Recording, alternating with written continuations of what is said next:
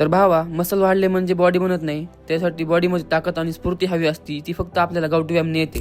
तर जय शिवराय भावांनो, आज आहे आपला डे 43 ऑफ ट्रान्सफॉर्मेशन सिरीजचा. त्याच्यामध्ये मी आलो आपल्या कॉलेजच्या हनुमान टेकडीवरती. आज मी पूर्ण गावठी व्यायाम आणि देसी व्यायाम करणार आहे. त्यासाठी आधी सर्वप्रथम वॉर्मअप हे सर्वात महत्त्वाचे असते, जेणेकरून आपल्याला कुठलीही इंजुरी होत नाही. तर मी आधी शोल्डरचे, नेकचे पूर्ण वॉर्मअप केले, ज्यामध्ये hand rotation, neck rotation, shoulder rotation असे विविध प्रकारचे एक्सरसाइज घेऊन आपली बॉडी मी वार्म केली. तर आधी मी वर्कआउटची सुरुवात केली जोरचे मी 20-20चे 2 सेट घेतले, जेणेकरून आपली ओव्हरऑल मसल ऍक्टिव्ह झाली आणि बॉडी वार्म झाली होती. दुसऱ्या वर्कआउटमध्ये मी घेतले सपाट्याचे मी 20-20चे परत 2 सेट घेतले, जेणेकरून आपली स्फूर्ती आणि ताकद वाढली. तिसऱ्या व्यायामात मी घेतले कमांडो जोर. याने आपली स्पीड आणि ताकद आणि स्फूर्ती वाढते, जेणेकरून आपल्या बॉडीमध्ये चपळता येते.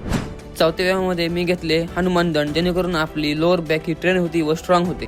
शेवटी बॉडीची सहनशक्ती वाढवण्यासाठी मी मिक्स डिप्स घेतले आणि आपला वर्कआउट संपवला. वर्कआउट संपवून मी निघलो घराकडे. चला भेटू त्याच्या ब्लॉग मध्ये.